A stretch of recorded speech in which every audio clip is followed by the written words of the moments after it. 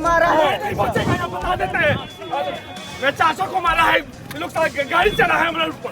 हाँ, गोली चलाए, प्रशासन गोली चलाया है। और बोलिए। नमस्कार, स्वागत है दोस्तों आपका। आप क्रिएटिव विजन न्यूज का एक्सप्लेनर देख रहे हैं और आपके साथ मैं हूं शबाब। बिहार के मोकामा में जो कुछ हुआ, जिस तरह वहां पर एक नेता की दिन दहाड़े सड़क चलते हत्या कर दी गई, चुनावों में आचार संहिता लागू होने के बाद, देश भर की तमाम सुरक्षा एजेंसियां होने के बाद सड़क पर एक नेता को गोलियों से छलनी कर दिया जाए और उसके बाद घंटों बीत जाएं और यह पता ही ना चल पाए कि हत्या की किसने, तो फिर किस दम पर बीजेपी और एनडीए के लोग लालू यादव के राज को जंगल राज कहते थे। यही इसी बिहार में दूसरे राज्यों से जाने वाले, दिल्ली से आने वाले बड़का बड़का नेता मंत्री यही तो कहकर चुनाव लड़ रहे हैं कि आपको लालू के जंगल राज से बचाने आए हैं। अगर तेजस्वी जीत जाएंगे तो फिर से लालू का जंगल राज आ जाएगा। जंगल राज में यही सब तो होता होगा। सड़क चलते छिनैती हो जाती होगी, किसी होटल में किसी भी भाई बहन से कोई बदतमीजी कर लेता होगा, सड़क चलते किसी को गोली मार दी जाती होगी। अब तो बिहार में ऐसा नहीं होता, यह तो कहीं और का दिखाया, बताया, बनाया जा रहा है।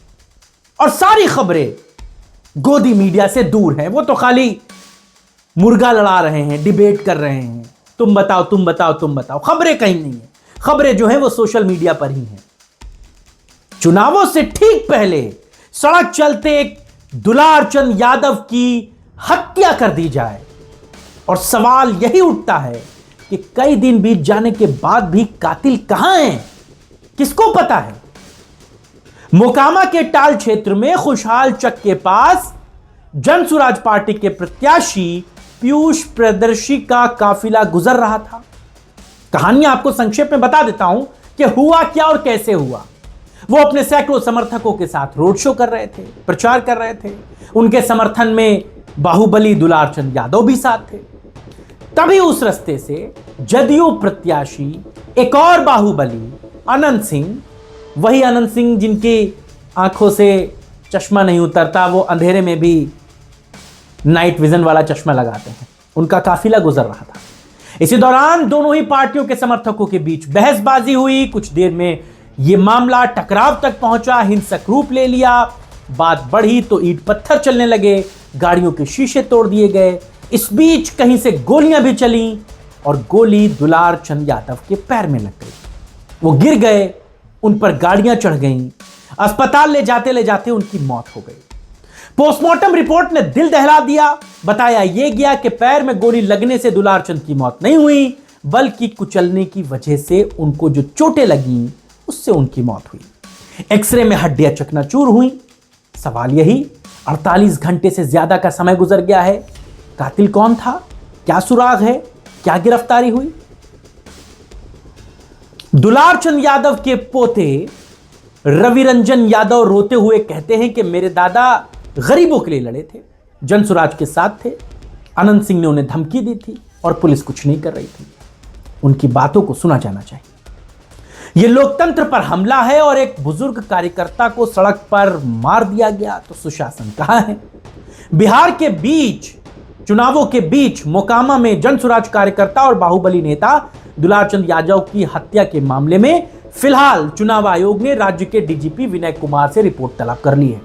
गुरुवार को मोकामा में चुनाव प्रचार के दौरान जिस तरह गोलीबारी हुई और पीयूष प्रियदर्शी के समर्थन में प्रचार कर रहे दुलार चंद की हत्या हुई, पूरा आरोप जदयू प्रत्याशी और पूर्व विधायक अनंत सिंह पर लगा है।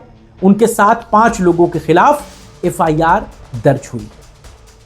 अच्छा, ऐसा भी नहीं है कि इस मामले में पहली बार मोकामा में गोली चली। फिलहाल घटना के बाद मोकामा में तनाव है।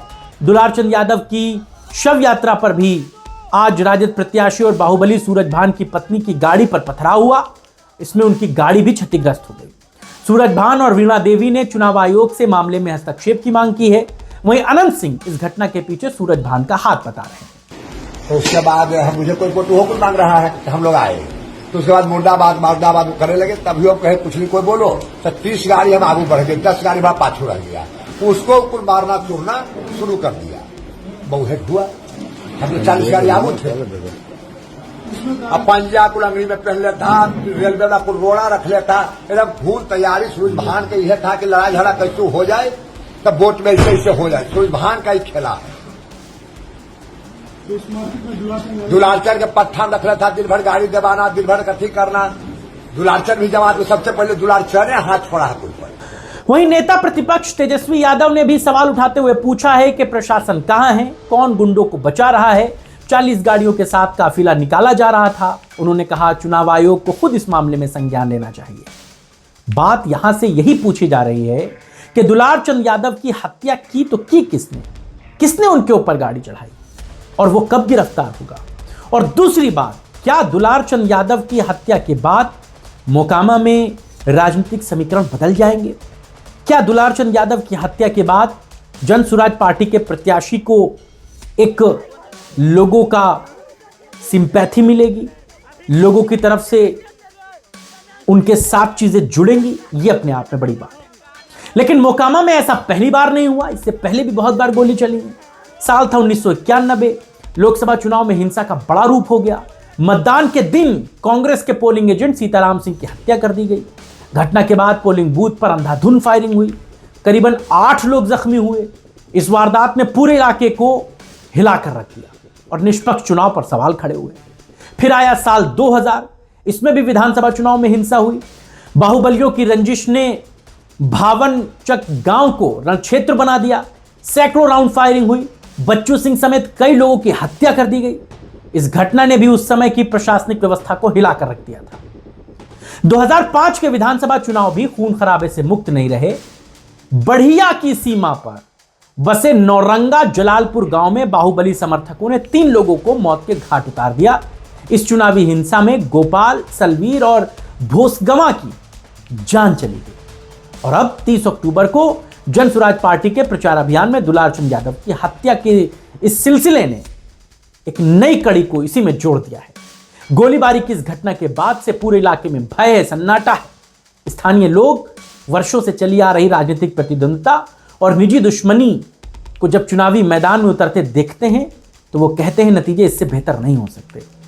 खैर, अब आप इस बात को सोचिए और इस मामले पर जरा गौर कीजिए कि गृह मंत्री अमित शाह पटना पहुंचते हैं, मंच पर खड़े होकर कहते हैं कि लालू का जंगल राज खत्म, नीतीश का सुशासन आ गया। योगी आदित्यनाथ तालियां बजवाते हैं, कहते हैं बिहार अब सुरक्षित हाथों में है, महिलाएं रात में निकल सकती हैं। लेकिन उसी बिहार में चुनाव आचार संहिता लागू है, एनडीए की सरकार है, सुशासन बाबू का 20 साल का राज है, और फिर भी दिन दहाड़े सड़क पर एक नेता की गोली मारकर हत्या कर दी जाती है। कई घंटे बीत जाने के बाद भी कोई सीसीटीवी फुटेज नहीं आता, कोई गवाह नहीं आता, कोई गिरफ्तारी नहीं होती। कातिल का नाम क्या है किसी को नहीं पता। क्या यही सुशासन है? और यही सवाल नीतीश सरकार से भी है। पहला सवाल है, पुलिस 10 मिनट में मौके पर पहुंची तो बदमाश भाग कैसे गए और क्यों भाग गए? इलाके में दर्जनों चौकियां सीआरपीएफ की हैं, फिर भी फायरिंग हो गई। तीसरा सवाल, चुनाव आयोग को सूचना मिली फिर भी कोई एक्शन क्यों नहीं हुआ? और चौथा सवाल, दुलारचंद के परिवार को सुरक्षा क्यों नहीं दी गई जबकि धमकी की शिकायत पहले ही दी जा चुकी थी? नीतीश जी, इस निर्मम हत्या के बात का अगर मैं जिक्र करूं तो सुशासन कहां है यह आपको बताना पड़ेगा।